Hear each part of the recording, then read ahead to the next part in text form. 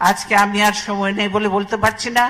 এই বিডিআর এর ঘটনা হাসিনা আসার 1 মাস পরেই কেন ঘটলো? হাসিনা সবকিছু জানতো। 4 জনে সেদিন ডিনারে কেন যায়নি? এটা চলে এসছে। এর আগে আমি ছিলাম, আমি গিয়েছি, হাসিনা ছিল, হাসিনাও গিয়েছে। এইবার কেন হাসিনা গেল না? তার পরের দিন কেন ঘটনা ঘটলো?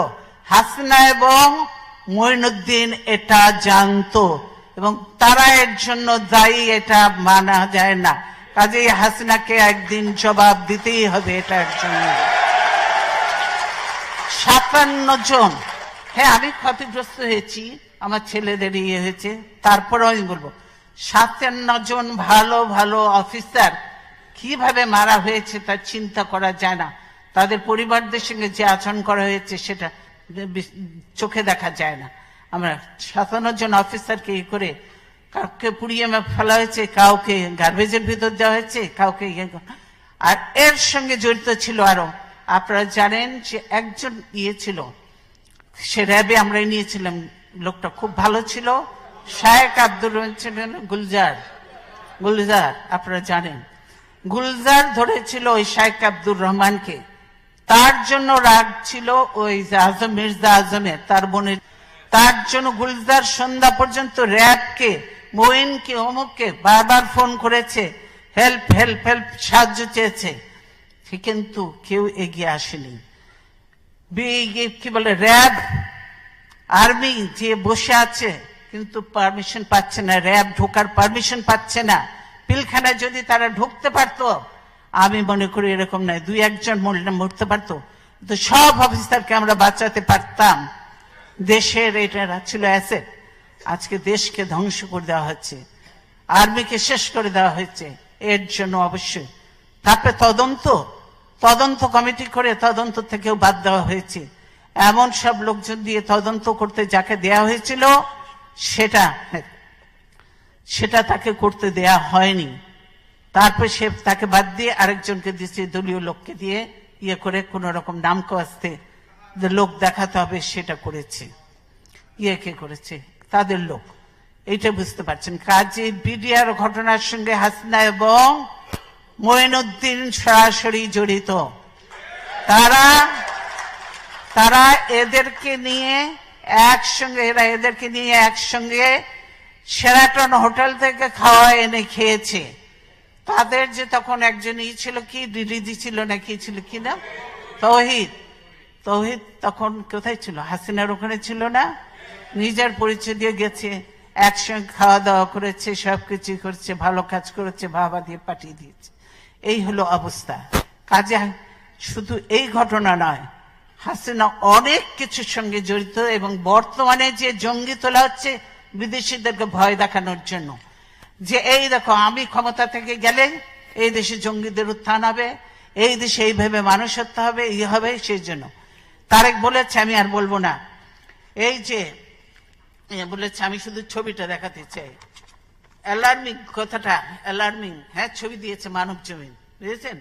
বলছে কি, সিজারকে গুলি করা হয় কাছ থেকে, বন্ধ ছিল সড়ক বাতি বন্ধ ছিল কেন? তার জন্য দায়ী কি বিএনপি? সরকার দায়ী হতে হবে। কেন ছিল? ডিপ্লোম্যাটিক এরিয়া ওটা, সেখানে বাতি বন্ধ থাকার কথা নয়, বাতি বন্ধ থাকা। আর এখানে জড়িয়ে দিল বিএনপি, সেই আমাদের কাইয়ুমকে জড়িয়ে দিল, যে কাইয়ুম মোটেই না।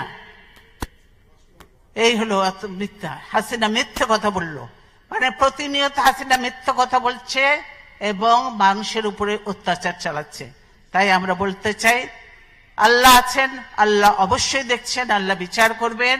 এবং আপনাদের বলবো যে আপনারা সকলে বুদ্ধিমান, বিবেকবান, শিক্ষিত এবং এমন এক দেশে আছেন যে দেশে গণতন্ত্র, মানবাধিকার সবকিছু আছে এবং এদের কতগুলো সিস্টেম যে এত ভালো লেগেছে আমার কাছে।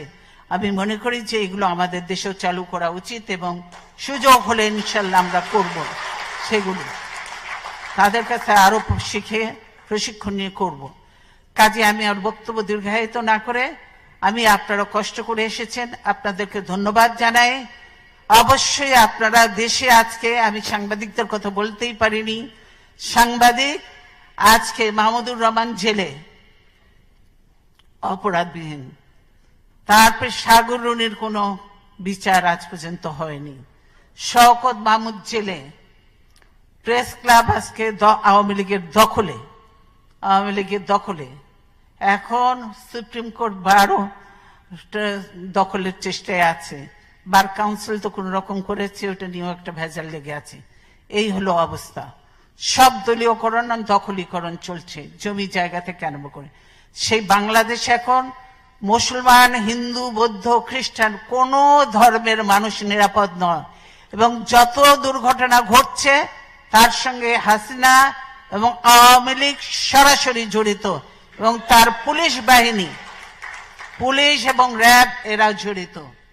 তাই আমি বিদেশিদের কাছে আহ্বান করব, এই র্যাবের ইউএন মিশন বন্ধ করতে হবে, র্যাবকে বন্ধ করে দিতে হবে। র্যাবকে যে গুলি টুলি সাপ্লাই দেওয়া হয় এগুলো বন্ধ করতে হবে, নাহলে বাংলাদেশের নিরীহ মানুষরা মরবে, বিদেশিরাও মরবে, এবং এইগুলো সব বন্ধ করতে হবে। র্যাব, পুলিশ, এদেরকে।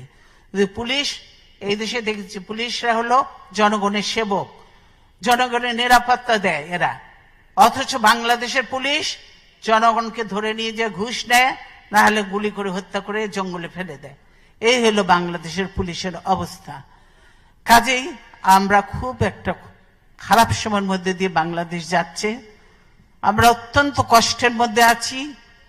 তারপরও আমি এতদিন গণতন্ত্রের জন্য সংগ্রাম করেছি, এখন অনেক বয়স হয়েছে, তারপরও বিশ্বাস আছে, আস্থা আছে, আল্লাহর উপর বিশ্বাস আছে এবং আল্লাহর রহমত আছে। গণতন্ত্র শেষ লড়াই পর্যন্ত আমি চালিয়ে যাব, এবং দেশে গণতন্ত্র পুনঃপ্রতিষ্ঠা করে ইনশাআল্লাহ তারপরে দেখা যাবে, আল্লাহ যা কপালে লিখছে তাই হবে। তাই আমি আপনাদেরকে অনেকদিন পর দেখা হলো, আবার কবে দেখা হবে জানি না, কিন্তু বলতে চাই, আপনার প্রবাসে থেকে বাংলাদেশে কারো কথা বলার কোনো সুযোগ নয়। কোন সাংবাদিক কিছু লিখতে পারে না, ধরে নিয়ে চলে যাবে, মামলা দিয়ে জেলে ভরে দিবে, কেউ পারে না।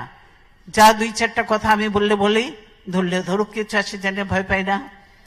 প্রবাসে আপনারা আছেন এবং আপনারা কিছু কথাবার্তা বলবেন, টকশো, এখন টকশোতে যেতে পারে না, আপনারা কথাবার্তা বলবেন, আপনারা লেখালেখি করবেন, আপনারা একটু জানাবেন, সেটাই করতে হবে।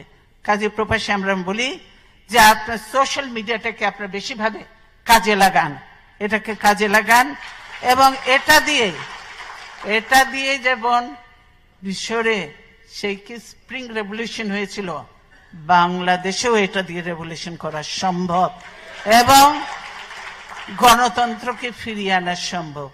তাই আমি আমার বক্তব্য দীর্ঘায়িত না করে আপনাদের সকলকে, আপনাদের অনেক মূল্যবান সময় দিয়েছেন, সেই জন্য